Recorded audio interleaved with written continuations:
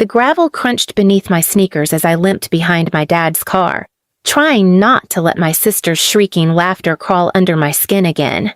We were leaving a family dinner, if you could call it that, more like a weekly humiliation ritual hosted in our backyard where I was the unpaid waitress, the servant, the invisible punching bag. My sister, Candace, had brought 3 of her sorority friends over for wine and gossip. She handed me her designer handbag as soon as she stepped out of the house. "Take this," she said without looking. "Don't get your peasant grease on it." I didn't move. I'd carried that same bag 5 times this week alone, and today I had a fresh blister bleeding through my sock from running errands in her heels. On a dare.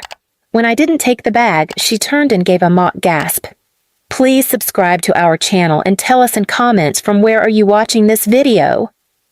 "Oh my God, Dad!" she yelled with glee. "She's refusing again. We've got a rebel." My dad didn't even blink. He opened the car door, slid into the driver's seat and said, "You want to act like a stranger? You can walk like one." Candace tossed her bag onto the passenger seat and grinned as she climbed into the back.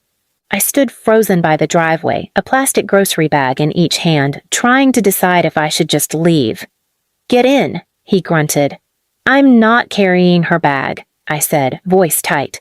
Wrong answer. He stared at me in the rearview mirror, then revved the engine slowly. "Get in the car or walk, but if you walk, you better not cross my driveway again. You either serve this family or you're out of it." I stood still. He reversed a few feet, then slammed into drive again, just as I started walking away. I didn't even hear the tire until it rolled onto my left foot. The pain exploded in white heat. I screamed. Dropped everything. I could barely process it. My dad just ran over my foot. Candace's laughter pierced the air, and my mom came out onto the porch with her hands on her hips like she was watching a soap opera. "Well, maybe next time you won't act above your station," she said. "He didn't break your mouth, so use it to apologize." I gasped through tears.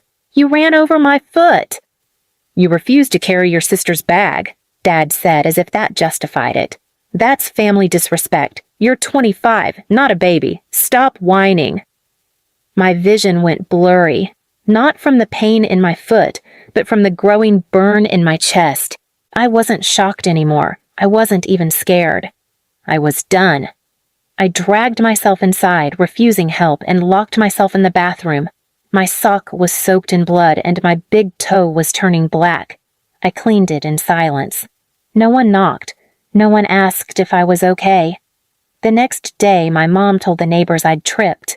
My sister uploaded a TikTok where she mimicked a limping drama queen and pointed her designer boot at the camera with the caption, "Guess whose foot she tried to ruin? Not mine." I didn't respond. I watched. And I planned.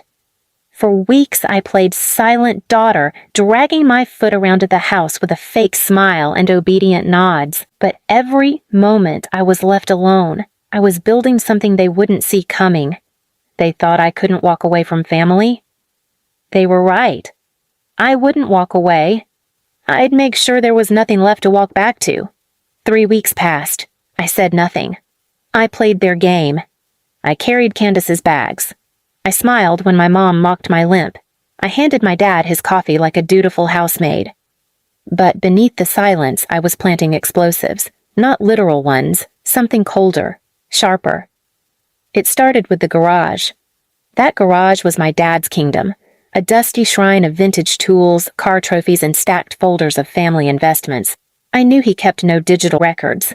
"Paper's safer," he always said. He thought passwords were a scam. He used one key. I'd swiped it months ago when he accused me of stealing from his wallet and made me stand in the hallway for 3 hours.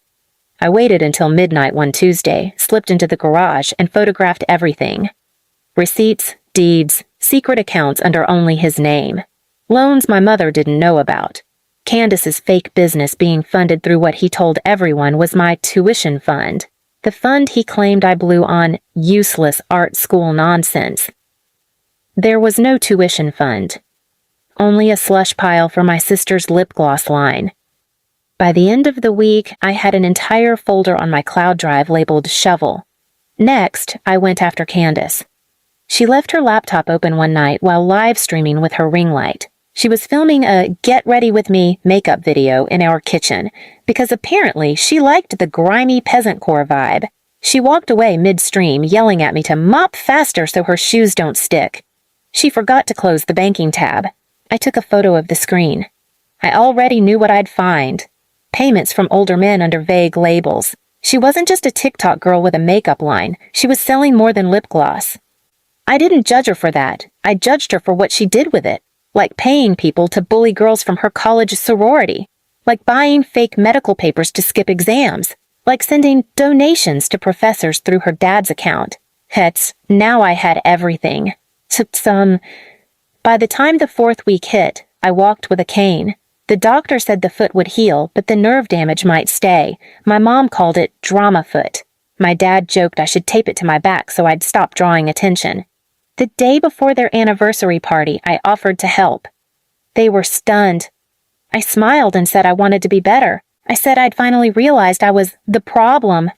You see, Mom told our neighbor. Some girls just need tough love. We raised her right. The day of the party, I cleaned the house spotless, polished the wine glasses, laid out every photo from their wedding album across the dining table like a museum exhibit.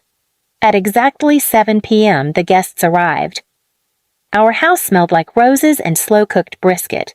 My sister twirled down the stairs in a white satin dress meant to outshine any bride. My dad wore his old Marine Corps pin. My mom greeted each guest with false modesty and sharp eyes. And me? I wore all black. No one noticed. Not until I stepped onto the table barefoot, pulled the mic out of Candace's grip mid-toast and cleared my throat. To love, to family, I said softly, tapping the mic once. Everyone turned. To the kind of family who makes their daughter smell shoes after being kicked in the face, I said. Gasps. Candace froze. My mother dropped her wine glass. Because that's what filth is good at, right? I said. Isn't that what you told me, Mom? Dead silence. Or when Dad drove over my foot and told me I was lucky I still had a mouth to say thank you with? Someone laughed, nervous. My dad's face turned red. You shut that. No, I said calmly. I'm 25, not a baby. Isn't that what you said? That if I didn't like it, I could leave? I reached under the table and pulled out a single shoebox. Candace's face drained. Inside was her boot, the one she wore the day she kicked me. I had cleaned it, polished it until it gleamed like a trophy. The laces sparkled like ribbons. I lifted it into the air like a weapon. I'm not walking away, I said. I'm walking over everything you think you own. And I dropped the boot onto the wedding album in the center of the table. The heel crushed the smiling photo of my parents in their tux and dress. My mom screamed. My dad lunged forward. But before they could touch me, someone else stepped forward. And everything changed. It was Uncle Mason. Of all people. My mom's estranged brother. The one they never invited. The one they said went crazy after Vietnam and stole from the family. The one they told everyone I shouldn't talk to because he lives in a trailer and has nothing but war medals and bad opinions. Except Mason was standing there in a black suit, hands in his pockets, watching calmly as my father shouted and Candace screamed about humiliation and defamation. You two done? Mason said dryly. My mom blinked. Why are you even here? He smiled. Got an invite from your daughter. You're not family, Dad snapped. Neither are you, Mason replied, nodding toward me. The room went silent again. Mason stepped closer. You want to talk about family? Let's talk. You tortured your kid until she limped and smiled through it. You threw her under a car, fed her scraps, made her clean your boots like she was some animal. And now you're surprised she bit back? Get out of my house, my dad shouted. Sure, Mason said. But first, I think your guests might want to hear why your house's equity line is suddenly frozen. My father's eyes twitched. I stepped forward, slow but steady on my cane, and handed Mason a small folder. Everything's in there, I said. The fraudulent insurance claims, the side accounts, Candace's slush fund, the falsified documents he used to show he was still a veteran homeowner. Mason whistled. Sloppy work, Bill. My father reached out to grab the folder. Touch it, I said coldly, and I pressed send. Send what? Mom demanded. I held up my phone. I sent copies of everything to the IRS, your mortgage lender, and that veterans group you lied to for tax exemptions, I said. They should be reading your anniversary email right about now, with attachments. Dad's face went pale. You're bluffing. Check your phone, I said. He pulled it out with shaking hands. The second he unlocked it, the screen lit up. Push notifications. One from his bank app. He sat down hard. Candace grabbed her purse and tried to leave. But Mason moved in front of the door. Oh, honey, he said. You forgot something. He tossed her another envelope. That one's from the college board. They were very curious about your donations. Seems your professors won't be returning your calls. You ruined my life, she shrieked. No, I said, walking past her. You did. I just cleaned up. Candace lunged at me. I stepped aside with a graceful limp and watched her crash straight into the cake table, chocolate mousse all over her fake satin gown.